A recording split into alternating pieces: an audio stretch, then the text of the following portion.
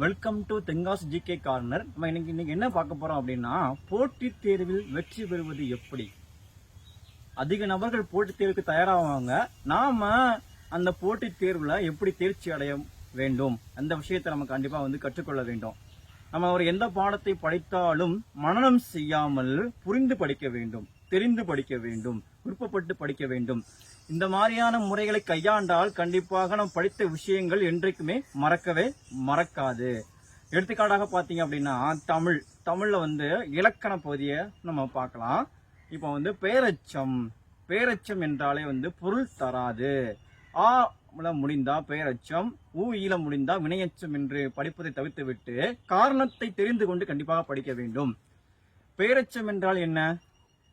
ஒரு முற்றுப்பெறாத வினை ஒரு பெயரை கொண்டு முடிந்தால் அது பெயரச்சம்.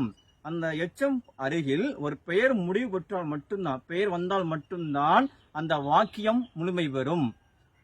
உதாரணமாக, படித்த மாணவன், படித்த இந்த எழுத்து மட்டும் இருக்கும் பொழுது அதற்கு அர்த்தம் இல்லாமல் பாதியில் நிற்கிறது. படித்த மாணவன் பக்கத்து அருகில் மாணவன் என்ற பெயர்ச்சொல் வரும்போது அந்த வாக்கியம் முழுமை பெறுகிறது. அப்ப இதுதான் இலக்கணம். முற்றுப்பெறாத ஒரு வினை பெயரை கொண்டு முடிந்தால் அது பெயரச்சம். அதே மாதிரி பாத்தீங்க அப்படின்னா, வினையச்சம் என்றால் என்ன? ஒரு முற்றுப்பெறாத வினை ஒரு வினைமுற்றை கொண்டு முடிந்தால் அது வினையச்சம். உதாரணம் என்ன? வந்து சென்றான், படித்து சென்றான். இந்த மாதிரி பல்வேறு உதாரணங்களை நாம் மேற்கோள் காட்டலாம். எந்த ஒரு பாடத்தை படித்தாலும் ஒரு கதை போன்று படிக்க வேண்டும், புரிந்து படிக்க வேண்டும், தெரிந்து படிக்க வேண்டும். இவ்வாறாக படித்தால் கண்டிப்பாக நாம் படித்த விஷயங்கள் மறக்காது. தேங்க்யூ.